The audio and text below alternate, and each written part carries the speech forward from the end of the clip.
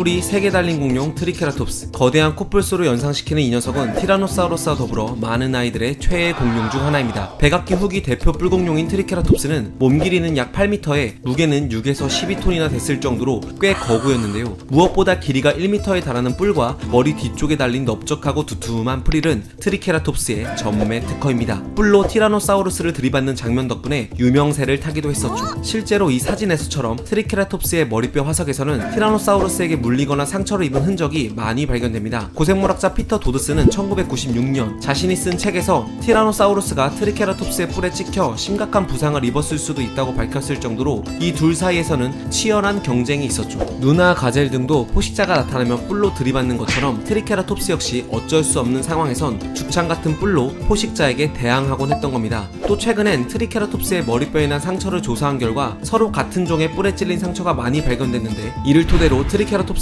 지금의 사슴이나 사양소처럼 뿔로 힘겨루기를 했을 거라고 추측할 수 있죠. 그런데 말입니다. 뿔은 그렇다 치고 녀석의 목을 감싸고 있는 프릴은 대체 왜 있었던 걸까요? 프릴 때문에 트리케라톱스의 머리 무게는 450kg에 육박했다는데, 그렇다면 녀석은 저렇게 무겁고 거추장스러운 프릴을 왜 굳이 달고 있었을까요? 스타일이었을까요? 트리케라톱스의 프릴에 얽힌 비밀, 지금 시작합니다.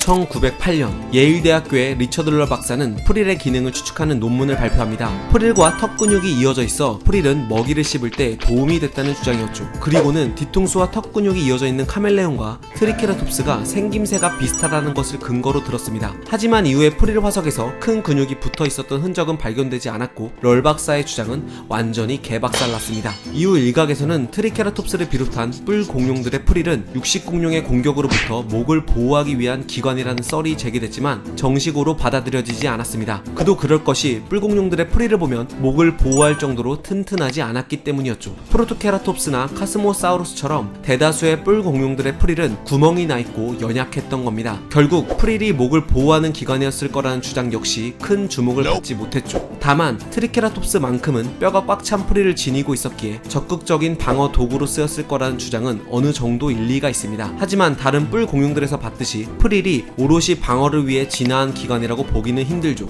상황이 이렇게 흘러가던 중 1978년 휠러 박사는 체온 조절서를 들고 나옵니다. 프릴에는 혈관이 지나간 자국이 선명하게 보이는데 마치 스테고사우루스의 골판처럼 트리케라톱스의 프릴도 체온 조절에 쓰였을 것이라고 주장한 거죠. 프릴의 피를 쫙 보낸 후 이 피가 햇빛에 데워지면 다시 피를 몸 전체로 보내 체온을 조절했다는 겁니다. 그러나 이 주장에도 허점이 많았습니다. 먼저 스테고사우루스만 해도 수많은 골판으로 체온을 조절하는 판국에 트리케라톱스나 다른 뿔공룡들이 고작 한 개의 프릴로 체온을 조절했다는 건 선뜻 이해가 되질 않죠. 게다가 프릴이 체온 조절용이었다면 뿔공룡들의 프릴은 대체로 생김새가 비슷해야 하는데, 프로토케라톱스, 스티라코사우루스, 켄트로사우루스, 카스모사우루스 등 녀석들의 프릴은 생김새가 달라도 너무 달랐던 겁니다. 또 체온 조절용이라고 보기엔 프릴 주변의 장식이 쓰잘데없이 사치스러운 정도 있었죠. 그렇다면 도대체 이 거대한 프릴은 어디에 쓰였던 걸까요? 장식이란 단어에서 눈치채신 분도 계실 텐데요. 그렇습니다. 바로 성적 과시용이었다는 주장이 나온 거죠. 사실 이 주장은 체온 조절설이 등장한 것보다 이전인 1961년 비타 슈빌리 박사가 제안했는데요. 당시엔 큰 주목을 받지 못하다가 최근 들어서 많은 고생물학자들의 지지를 받고 있죠. 지금의 공작의 꼬리나 이구아나의 목주머니처럼 프릴 역시 이성을 유혹하는 용도로 쓰였거나 프릴과 이어진 혈관에 피를 흘려보내 프릴의 색을 바꿔 자신의 기분을 표현했을 수도 있다는 겁니다. 또 지난 2005년 마크 구딘 박사는 성적으로 미성숙한 트리케라톱스의 새끼들에게서도 프릴이 발견된 사실을 근거로 프릴은 성적 과시용 외에 종을 구별하는 데 쓰였을 거라는 주장을 펼쳤죠. 이어 같은 종 내에서도 개체마다 프릴의 생김새가 조금씩 다르다는 사실도 밝혀지면서 뿔 공룡들이 같은 종 내에서도 프릴을 통해 서로를 구분했을 가능성도 제기됐습니다. 마치 얼룩말마다 무늬가 다르고